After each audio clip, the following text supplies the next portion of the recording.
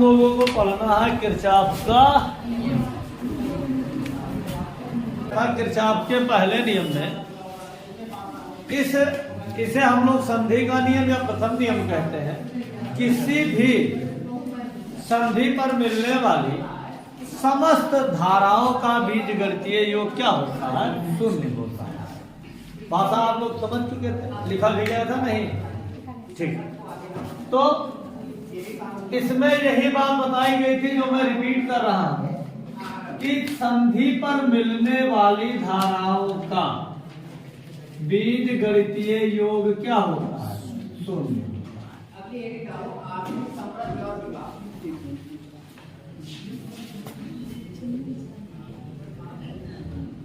ये मान लो है ये सारी चीजें, ये आपका क्या है? जंक्शन। अगर कोई भी धारा हमारी संधि की कहाँ जा रही है? ओर जा रही है। कहाँ जा रही है? संधि की ओर। तो ये चीजें हमारी धनात्मक हो। और अगर कोई धारा जो संधि से कहाँ जा रही है? बाहर की ओर। ये तीर एरो क्या इंडिकेट करता है? जो अंदर की ओर बना है वो है, इसका मतलब वो अंदर जा रही है। जो बाहर की ओर बना है इसका मतलब वो कहाँ जा रही है? बाहर। जैसे ये बाहर गई, ये बाहर गई, मान लो ये अंदर आई, ये अंदर आई, ये अंदर आई, ये बाहर निकल गई, अंदर आ गई, अंदर आ गई, बाहर निकल गई। तो ये जो अब सबका अगर हम लोग नामकरण करें तो ये क्या हो जाएगा? I1, I2 धारा को I से निरूपित किया जाता है, I3, I4, I5, I6, I7, I8, I9, I10, I11। हमारे पास टोटल कितनी धाराएं हो गई? 11। अब इसमें कुछ धाराएं संधि की ओर जा रही है और कुछ संधि से बाहर। तो इनका बीजगणितीय योग शून्य होने का मतलब क्या होता है कि sigma I is equal to 0।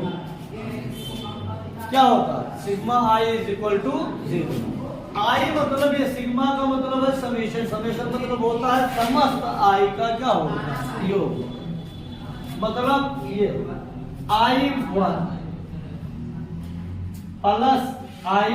अब देखो I1 हमारा कहाँ जा रहा है? बाहर की ओर। तो यहाँ पर क्या लगा कर लीजिए? माइनस। I2 plus I3।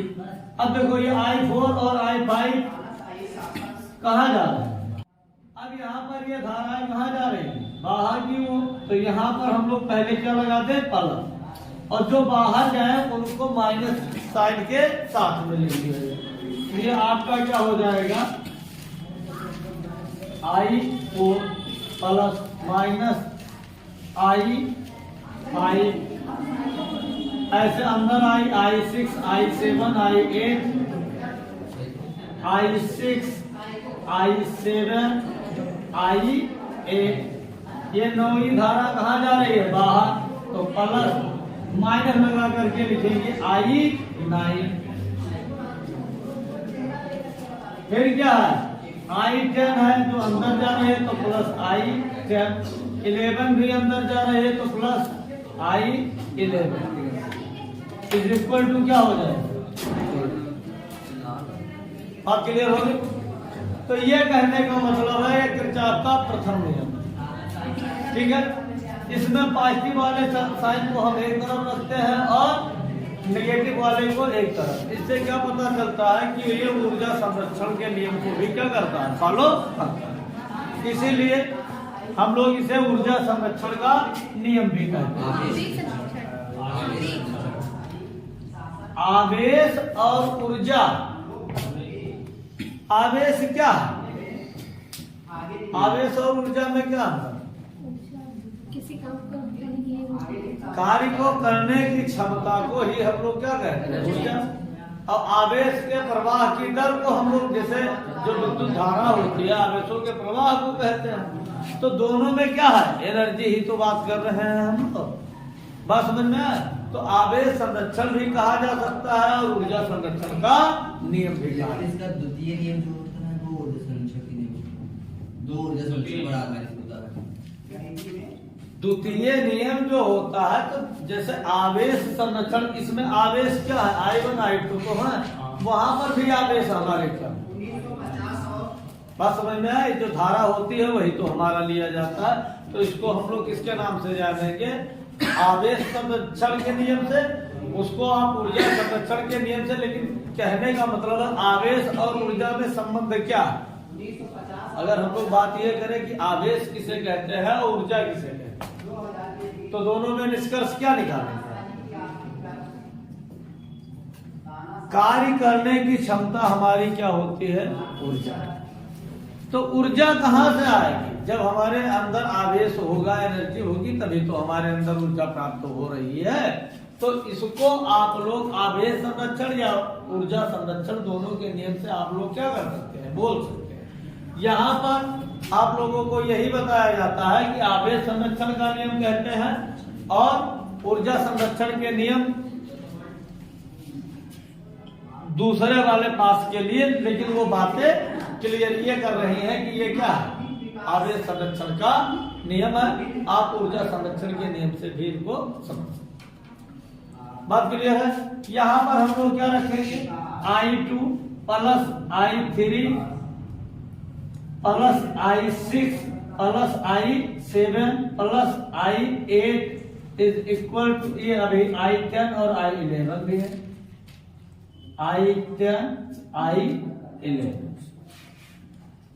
ये इक्वल किसके हो जाएगा, I1 हमारा माइनस में था तो उधर जाएगा तो किसमें हो जाएगा, प्लस। ये किसमें है, ये किसमें है, 9 भी उधर जाएगा तो किसमें हो जाएगा, माइनस है प्लस। बात समझ में क्लियर हो गया यहाँ तक। आई वैसे विशेष करके हम लोग क्यों कह देते हैं, क्योंकि आई जो होता है वो किसको इंडिकेट करता है, आवेश। आवेश का मात्रक क्या होता है, कूलम। आवेश का मात्रक क्या होता है, अच्छा जो धाराएं इसमें बह रही हैं वो क्या है, इलेक्ट्रॉन। क्या है भाई, धारा के रूप में कौन बहता है, इलेक्ट्रॉन है तो बहता है, तभी तो उसमें ऊर्जा उत्पन्न भाई, बैटरी चार्ज है, इसका मतलब उसमें आवेश है, तभी तो उसमें कार्य करने की क्षमता है, तभी तो उसके अंदर हम लोग बोलते हैं एनर्जी है इसमें, मतलब ये इस इंस्ट्रूमेंट को हमारी चला सकती है। अगर उसके पास आवेश नहीं है, ऊर्जा नहीं है, तो उसको तो चला नहीं। बात क्लियर हो।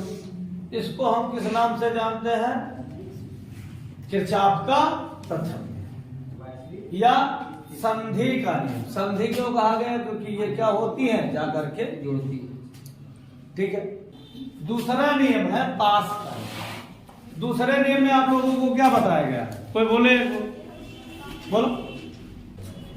आप लोगों को किरचॉफ के द्वितीय नियम में बताया गया था कि कोई विद्युत परिपथ है, जय तो बताया गया था कि कोई विद्युत परिपथ है, तो विद्युत परिपथ में क्या प्रवाहित होगी, धारा। धारा किसके माध्यम से प्रवाहित होगी, किसी ना किसी, ध्यान से समझे, ये चित्र दे। ये क्या बनाने चल आए हैं हम, एक विद्युत परिपथ। यहाँ पर क्या लगा है, सेल। सेल कौन है, ई, इसको मान लो क्या है, ई। क्लियर। यहाँ पर क्या लगा हुआ है, एक प्रति, इसका नाम क्या मान लिया जाए है, आ। फिर हम लोग ये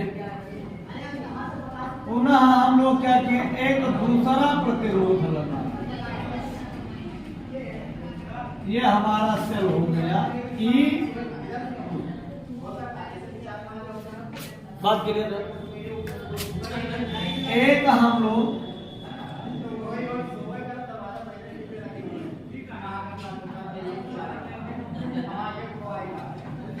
यहाँ पे हम लोगों ने सेल नहीं, केवल क्या लिया, प्रतिरोध। ये हमारा है R2, ये मान लिया गया है क्या है, R। धारा किधर से, इधर से प्रवाहित होकर के ये जा रही है, ये जा रही है, इस प्रकार से धारा का क्रम क्या हो निरंतर चल रहा है। बात समझ में, ये बातें क्लियर हो गई। हमारे प्रतिरोध कितने हैं? अब इसमें जो धारा बह रही है पहले सेल के कारण, इसको हम क्या मान लेते हैं? धारा हमारी क्या है? इससे निकल रही है आई। कौन सी धारा निकल रही है? ये दूसरे सेल से बहने वाली धारा कौन है? आई। बात क्लियर हो?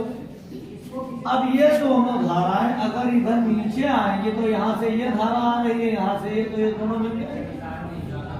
भाई किसी नाली में क्या होता है? एक तरफ से ये पानी आ रहा है, एक तरफ से दूसरा, तो आगे की तरफ बढ़ना होगा तो दोनों का रास्ता एक ही है, तो दोनों में जाकर के मिल तो जाएंगे।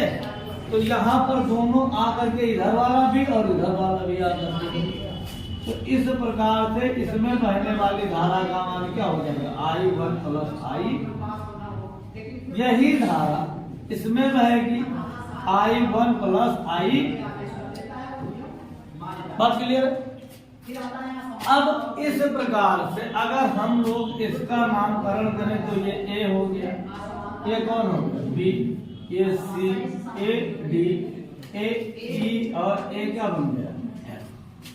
बात क्लियर? धारा कैसे बह रही? देखो इधर से जा रही है, इधर से आ रही है, इधर से जा रही है, इधर से आ रही है, ऐसे तो जा रही है, ऐसे आ रही है। मतलब अगर हम चिन्ह से निरूपित करें तो ये धारा इधर जा रही है, तो ये धारा इधर को, ये धारा इधर को आ रही है और ये धारा इधर को। इनके कहने का मतलब है जब सेल हम लोग क्या कर रहे हैं? जोड़े हैं, तो धारा किधर से? पॉजिटिव डायरेक्शन से क्या होगी? Negative direction. बात समझ में? कौन सी धारा किधर रहेगी? पॉजिटिव डायरेक्शन से सदैव क्या होता है? Negative direction. यदि धारा हमारा इधर से बहने लगे, थोड़ा मिस्टेक क्या हो कि अगर धारा इधर से बहने लगे तो धारा का मान जो प्राप्त होगा वो हमें ऋणात्मक प्राप्त होगा। बात समझ में है? अच्छा ये चीजें अब देखो एक ही सेल है, अब यहाँ पर ये ध्यान नहीं दिया गया, एक ही सेल है और एक ही सेल से दोनों दिशा में धारा प्रवाहित। बात क्लियर है? तो ये जो धारा बहने का क्रम है वो एक दिशा में होगा, मतलब ये किस तरफ होगा? बात क्लियर हो? इसको हम पास नंबर क्या बोल देते हैं? फर्स्ट। और इसको क्या बोलते हैं? इसी प्रकार से हम और सारे पास को क्या कर सकते हैं? ले। तो अब हम लोग पहले पास के लिए अभी आप लोगों ने पढ़ा कि उनमें बहने वाली धारा और प्रतिरोधों का, समस्त धाराओं और प्रतिरोधों के गुणनफल के जो होते हैं वो किसके बराबर होते हैं? विद्युत वाहक बल के मान के क्या होते हैं? बराबर। यहाँ पर विद्युत वाहक बल हमारे पास कितने हैं? दो, एक E1 है और दूसरा कौन सा है? E2। बात क्लियर हो गई? कौन है? एक E1 है और दूसरा हमारा मान कौन सा है? E2। बात क्लियर? अब यहाँ पर हम लोग पहले बंद पास के लिए बात कर रहे हैं। किसके लिए? पहले बंद पास के। अगर पहला बंद पास देखा जाए तो कौन सा है? CDFE या ECF, इसको इस प्रकार से लिख दिया जाए।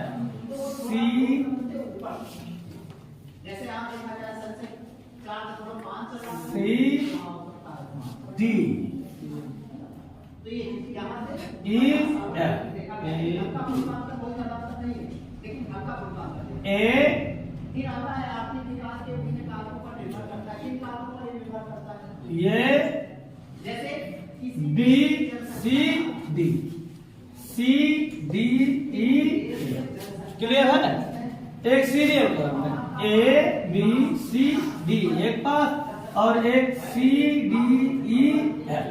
तो पहले पास का अगर हम लोग नाम देखें तो क्या? CDE। ये हमारा कौन बन गया? पहला। बात क्लियर है।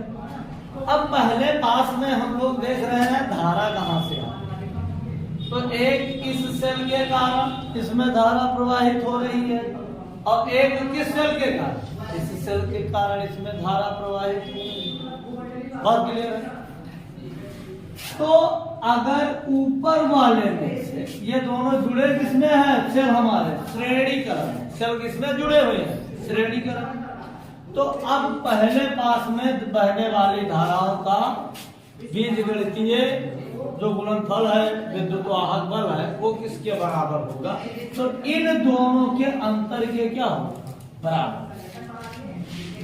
विद्युत वाहक बल का जो मान होगा वो किसके बराबर होगा। देखो ये इधर दे रहा है, जब आप ध्यान से अगर बात करें, अगर ये चीज ना लगा, अगर हमारा ये वाला सेल ना हो, तो यहाँ से देखो धारा ऐसे ऐसे आई, यहाँ पहुंच, यहाँ नहीं, यहाँ से फिर ये धारा किसमें जा रही है, इस वाले में, और फिर ये धारा ऊपर होकर के जा रही है। तो कहने का मतलब यहाँ तक के तो हमारा इस पहले वाले सेल से भी आ रहा है, दूसरे वाले सेल से भी आ रहा है।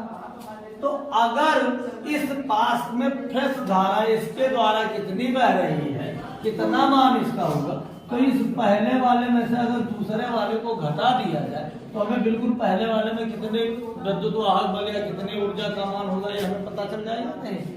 तो हम लोगों को कैसे पता चले, ये E1 में से किसमें से, E1 में से किसका मान घटा दिया, बात समझ में आया। जब E1 में से E2 को घटा देंगे तो हमें क्या हो जाएगा, इस पास में कितना मान है वो चीज हमें क्या हो जाएगी, ज्ञात। अब E1 बराबर क्या होता था, आपको बताया गया था I1 और क्या I1 माइनस कितना हो जाए I2 R। बात क्लियर है। तो ये हमारा समीकरण नंबर कौन सा बन जाएगा, ठीक। इसी प्रकार हम लोग किसके लिए बात करेंगे, दूसरे पास के, किसके लिए, दूसरे पास के लिए। तो जब दूसरा पास हमारा कौन सा है, A B C D।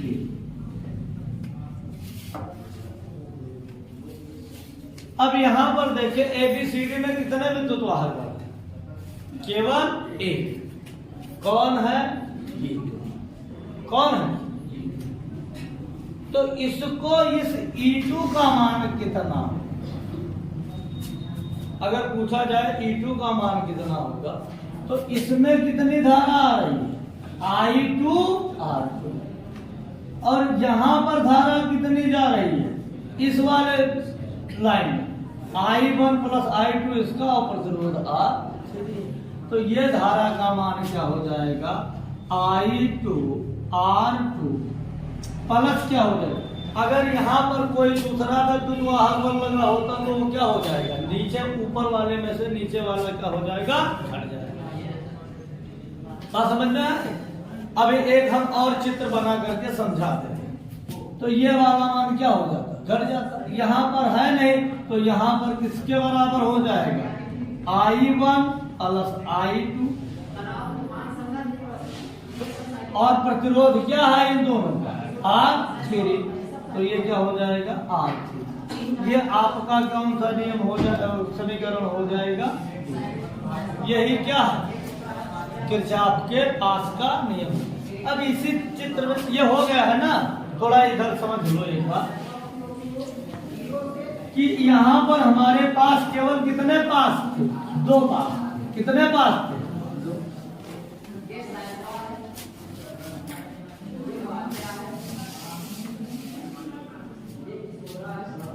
अभी इसी पास में जो हमने ये क्या लगाया, प्रतिरोध लगाया है, ये क्या लगा दिया है, बैटरी, ये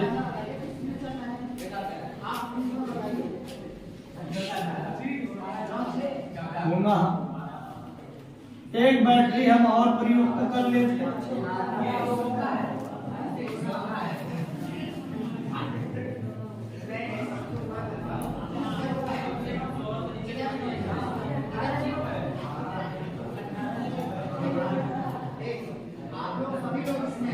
आपको पता है धारा किधर से बहेगी, ये A B C D E F G, और क्या हो गया, हमारे पास कितने पास हो, 3।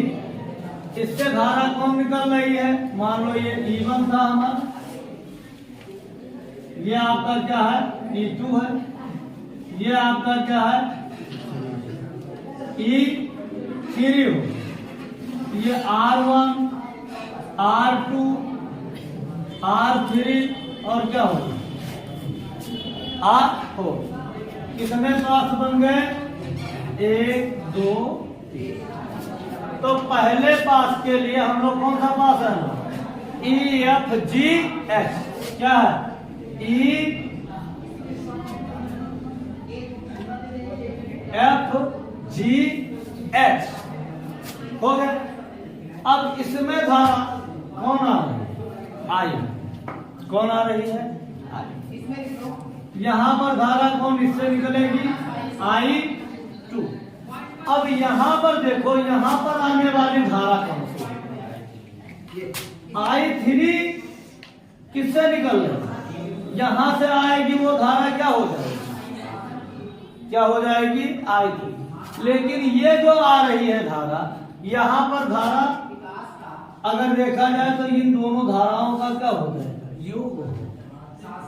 तो ये यहां तक धारा कौन रहेगी, I1 प्लस क्या होगी I2, क्योंकि ये I1 वाली धारा इसमें से होकर के आएगी, इसमें से धारा कौन हो जाएगी I2, तो यहाँ तक धारा कौन पहुंचेगी I2। अब ये धारा इधर जाना चाहते थे, लेकिन उधर से भी तो धारा का प्रवाह हो रहा है, इसलिए ये धारा उधर ना जा करके ये कहां पर पहुंच जाए, सीधा नीचे।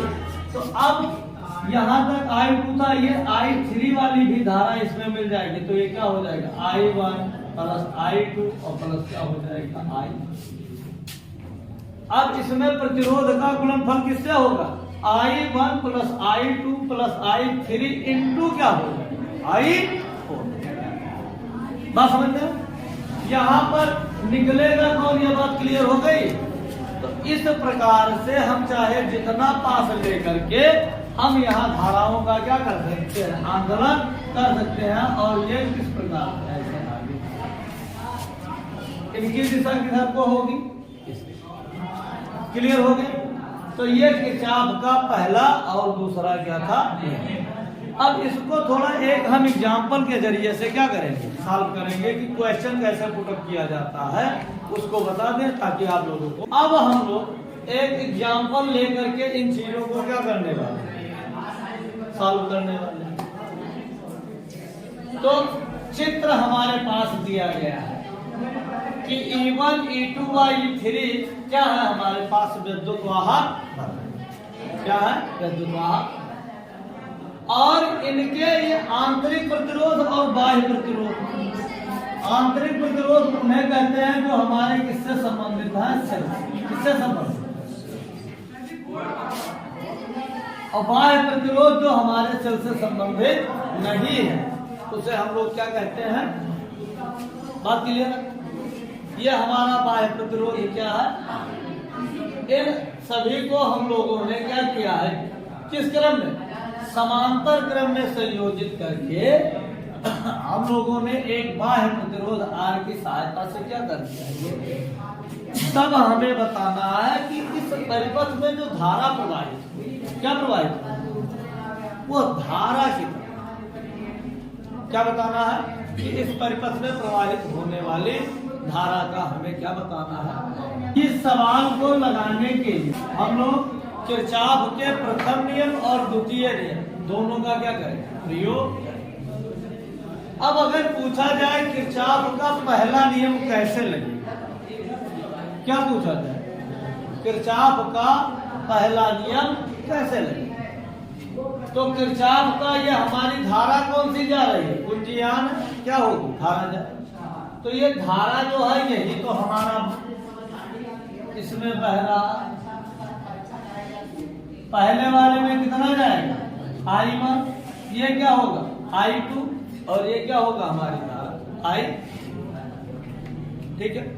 तो किरचॉफ का नियम क्या कहता था? किसी भी संधि पर मिलने वाली समस्त धाराओं का बीजगणितीय योग क्या होगा? तो ये सारी धाराएं अगर आपसे पूछा जाए कि आ करके कहां पर मिल रही है चित्र में, तो क्या बताओगे? कहां पर मिल रही है? देखो यहां से धारा निकल करके आएगी, ये भी है, ये वाली धारा आएगी, ये भी, और ये वाली धारा आएगी। अर्थात सभी धाराएं, सभी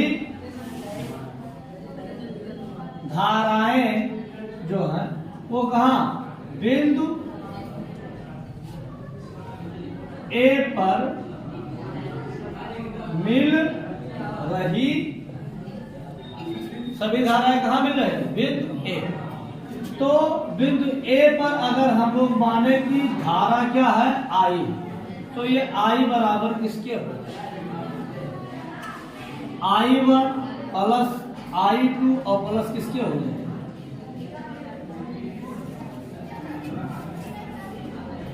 हमें निकालना क्या है कि समस्त धाराओं को इसमें बहने वाली धारा की, तो बहने वाली धारा कितनी हो? तो हमें आई पता चल गए। तो अब ये केवल ये हम लोग बताएं कि जितना इसमें बह रही है धारा, उन सभी धाराओं को क्या कर लिया? जोड़ लिया, ताकि हमें पूरी धारा मिल जाए। तो अब इस धारा को निकालने के लिए हमें पहले किसका मान चाहिए? I1, फिर किसका मान चाहिए? और फिर किसका मान चाहिए? अब अभी आप लोग पास बना रहे थे, ये किन्हीं दो ही धाराओं के बीच में तो हम लोग ले रहे थे, है? कि सभी लोगों को कहीं साथ में लिया गया था। तो अब लगे तो सब थे, लेकिन हमने क्या किया? इन्हीं दो लोगों को, इन्हीं दो वाली धाराओं को हम लोगों ने लिया। तो यहां पर हम लोग क्या करेंगे? ये किससे है? किरचॉफ के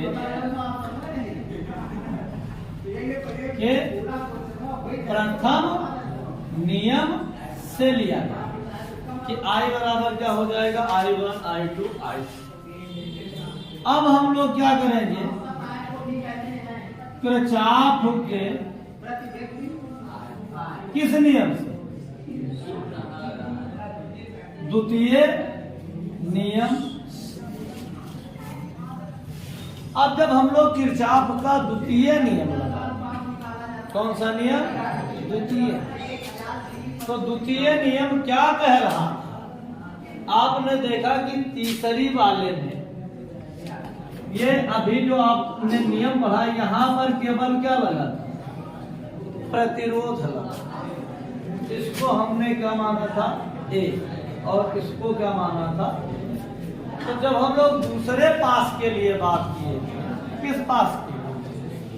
तो हम लोग केवल क्या माने थे कि हमारा कौन सा है? केवल पहला वाला तो लागू होता।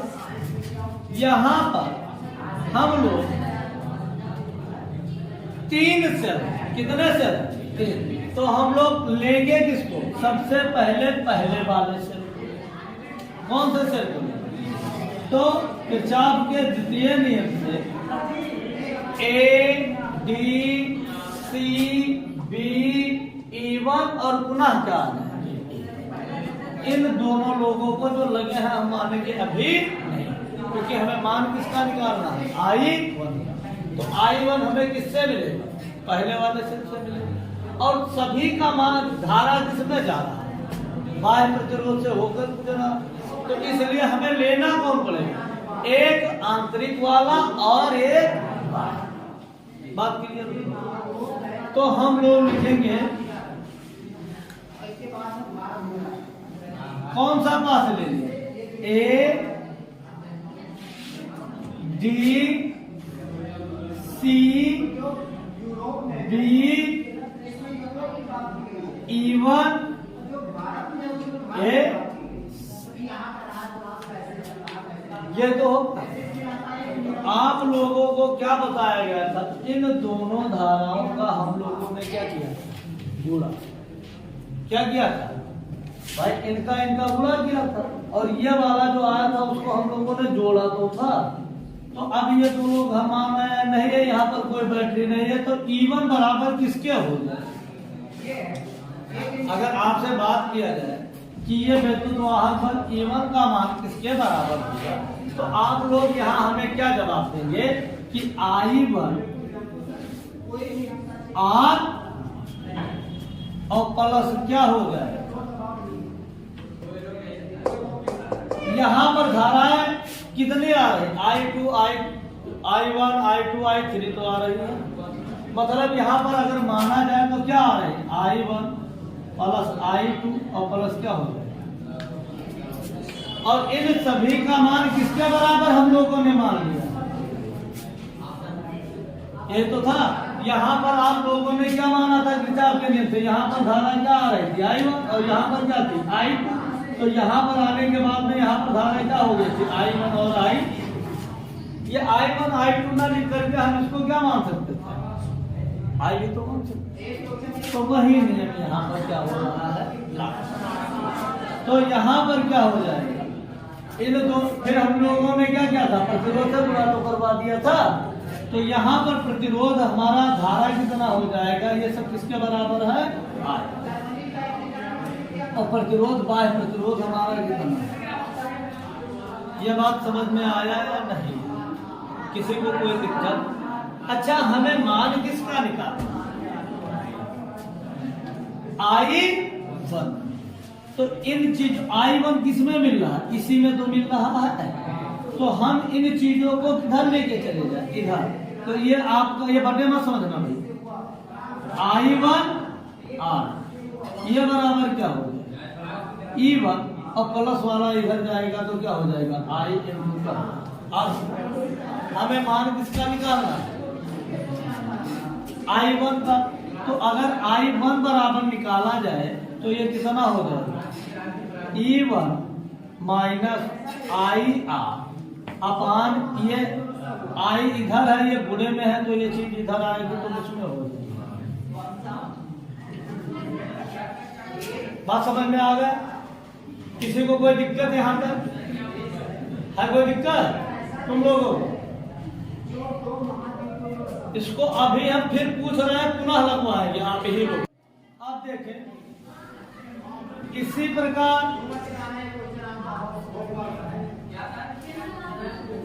पास कौन सा ले? अब ये पहला हो गया। अब हम लोग कौन सा पास ले लें?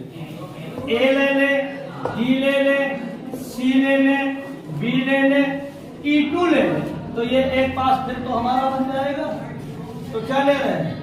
ए D C B E2 A. बात क्लियर हो गया? तो E2 का मान किसके बराबर होगा भाई? ये विद्युत वाहक बल के समस्त विद्युत वाहक बलों के योग के रूप बराबर होता था।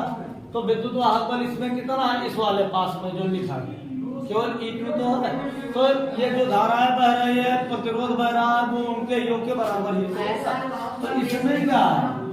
I2 R2 plus I into क्या होगा? R हो जाएगा। ये चीज क्यों ना उधर जाएगी? तो यहाँ से अगर हम लोग I2 का मान निकाले, डायरेक्ट लिख दे रहे हैं, तो ये E2 इधर हो जाएगा। ये IR प्लस में है, इधर चला जाएगा तो I इंटू क्या हो जाएगा? और हमें I2 का मान निकालना है, तो इधर क्या बचता? R2 तो बचता। तो R2 बुरे में है, इधर आता तो क्या हो जाएगा? क्लियर है? पुनः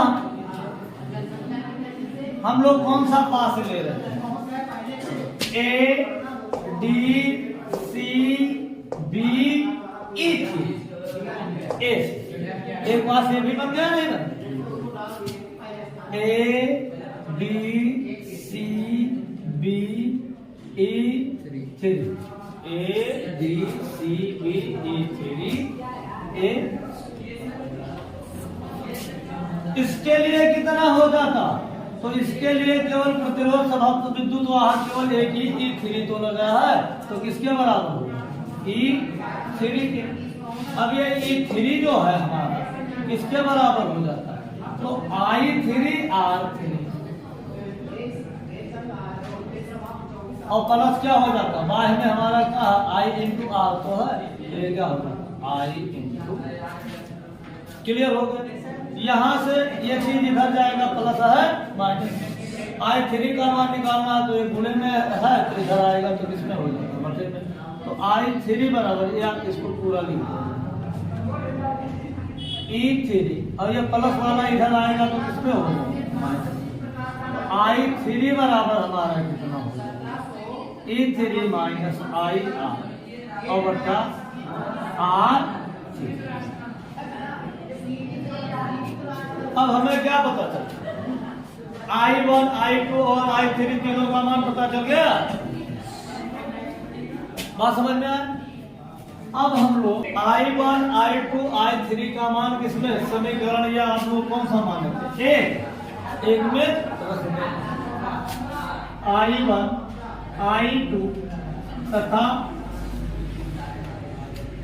I3 का मान समीकरण एक में रखने पर, समीकरण एक हमारा क्या कहता है, I बराबर किस पे है, I1 प्लस I2 और प्लस क्या है I1 का मान कितना है,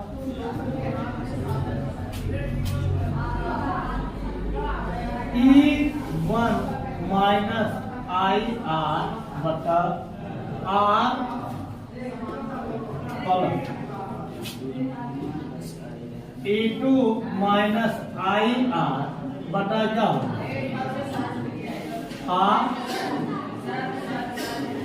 E3 माइनस IR बता क्या। बात क्लियर है। किसी को यहाँ तक किसी भी प्रकार की कोई समस्या है, अच्छा ये चीजें ऐसे लिखी है तो इसको हम अलग अलग कर सकते हैं, नहीं कर सकते। क्या हम इसको इस प्रकार से लिख सकते हैं, E1 बटा R और माइनस IR बटा R लिख सकते हैं, नहीं, क्योंकि आधार जब एक रहे ऊपर वाली चीजें चाहे जितनी हो तो सबके साथ बटा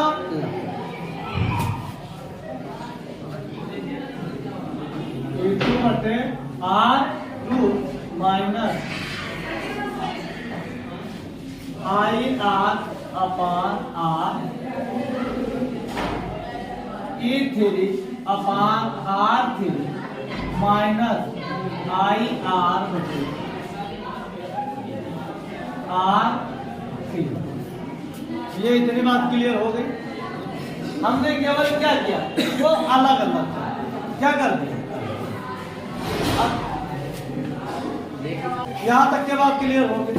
अब हम लोग E1, E2, E3 प्लस वाले को एक साथ किधर कर ले, एक साथ प्लस वाले को क्या कर ले, एक साथ। तो ये क्या हो जाएगा, E1 बटा क्या हो जाएगा हमारा R प्लस E2 बटा क्या हो जाएगा R2 और प्लस E3 बटा क्या हो जाएगा R। यहाँ तक बात क्लियर हो। माइनस वाले को हम लोग क्या कर लें, एक तरफ। तो यहाँ माइनस वाले में हम लोग क्या देते हैं, देखो IR बटा R माइनस IR बटा R माइनस IR बटा R। यहाँ तक किसी को समझने में किसी भी प्रकार की कोई दिक्कत है? ये सब मान किसका निकल रहा है, अभी हमारा किसका निकल रहा है, I। अब यहाँ पर देखें, हम इसको कैसे एक ब्रैकेट में करते हैं, E1 बटा R1 प्लस E2 बटा R प्लस E3 बटा R। और यहाँ से आपको पूछना, यहाँ से देखो IR सब में क्या है, समान पद है। अच्छा, सब में इत्तेफाक से माइनस भी लगा है, तो माइनस और IR को हम लोग क्या ले सकते हैं, कॉमन ले सकते हैं, नहीं। यहाँ तक किसी को कोई समस्या है तो यहाँ पर जब ये माइनस निकल गया आई आर निकल गया तो इसके स्थान पे केवल क्या बचा? एक तो बचेगा। यहाँ तक के बात क्लियर है। और बटे में क्या हो जाएगा? आर, ये माइनस आई आर निकल गया। क्या निकल गया? आई आर निकल गया तो ये क्या बचेगा? प्लस में आई आर निकल गया तो 1 अपान क्या हो जाएगा? R to.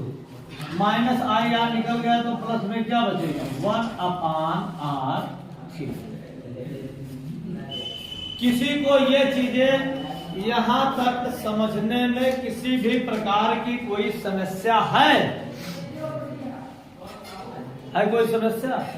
अब यहां से हमें क्या प्राप्त हुआ कि हमारी जो धारा बह रही थी वो धारा का मान कितना होगा? क्लियर? अब इस चीज को अगर हम लोग ऐसा देखें कि यहां पर भी क्या लिखा है? आई, और यहां पर भी क्या लिखा है? तो अभी वैसे तो हमें, एक मिनट रुके रहे, वैसे तो हमें आई का मान प्राप्त हो गया, लेकिन आई का पद जब आई में प्राप्त हो जाए तब तक मान प्राप्त नहीं हुआ है। बात समझ में? क्योंकि दोनों तरफ आई लिखा है तो हमें आई का मान बताना है। इसका मतलब आई हमारा किस तरफ होना चाहिए? केवल और केवल एक। बात क्लियर? तो हम लोग क्या करें? आई वाले को पकड़ के आई वाले के बगल में करते हैं। ठीक, वही करने चाहिए। ध्यान देना, ये आई पहले से था और ये वाला पद जो माइनस में था ये इधर आएगा तो ये क्या हो जाएगा? आई कैपिटल आर 1 अपान R1 प्लस 1 अपान R2 प्लस 1 अपान R। क्लियर? ये वाला पद माइनस वाला इधर आ गया। अब इधर केवल कौन बचा? बराबर के, केवल यही इतना पद तो बचा, तो बराबर के इधर E1 बटे R1 प्लस E2 बटे R2 प्लस E3 बटे क्या हो जाएगा? R। क्लियर है? अब यहां पर देखो दोनों में आई आई है तो यहां से हम आई को क्या ले सकते हैं? कॉमन ले सकते हैं। तो यहां पर जब हमने कॉमन लिया होगा तो इसके साथ कुछ नहीं बचा, ये पूरा पद निकल आएगा तो इसके पास क्या बचा? क्या बचा? एक। और यहां से जब आई निकल गया तो यहां पर क्या बचा? आर ब्रैकेट में 1 अपान R1 प्लस 1 अपान R2 प्लस 1 अपान R3। ये चीज तो बचा। किसी को यहां तक कोई समस्या है? इधर क्या बचा? यही E1 बटे R1 प्लस E2 बटे R2 प्लस E3 बटे R3। ये चीज तो बची। इसको आप चाहे तो ब्रैकेट में कर ले, चाहे वैसे रहने दे, कोई मतलब। अब हमें आई का मान निकालना है। किसका मान निकालना है? तो अब हमें देखो आई अकेला मिल गया और बाकी सारे पद गुणे के रूप में मिल गया। किसके रूप में मिल गया? तो अब ये चीजें इधर आएगी तो गुणे से जब इधर आएगी तो किसमें हो जाएगी? बात समझ में आ? तो ये क्या हो जाएगा? E1 बटे R1 प्लस E2 बटे R2 प्लस E3 बटे R3 मुख्य बटा ये वाला पद पूरा का पूरा नीचे आ जाएगा तो ये क्या हो जाएगा? 1 प्लस R ब्रैकेट में 1 अपान R1 प्लस 1 अपान R2 और प्लस क्या हो जाएगा? 1 अपान R3। बातें क्लियर हो गई? तो इस परिपथ में बहने वाली इस धारा का मान कितना होगा ये पता चल गई? नहीं। केवल बहुत आसान काम, जो पास लेना है सबसे पहले हम कौन सा पास ले रहे हैं उसमें पहली धारा नीचे धारा, दूसरे पास में, तीसरे पास में, इस प्रकार करके हम लोग क्या प्राप्त कर लेंगे? I1, I2 और I3 का मान प्राप्त करना रहेगा। फिर हम लोगों को क्या करना रहेगा? उन I1, I2, I3 जो भी मान हमारे आएंगे उनको हम लोग क्या कर देंगे? स्टेप बाय स्टेप रखते चले जाएंगे और हमें लास्ट में हमें धारा का मान कितना होगा वो सारी चीजें। बात क्लियर है? फिर आप लोग राइट डाउन।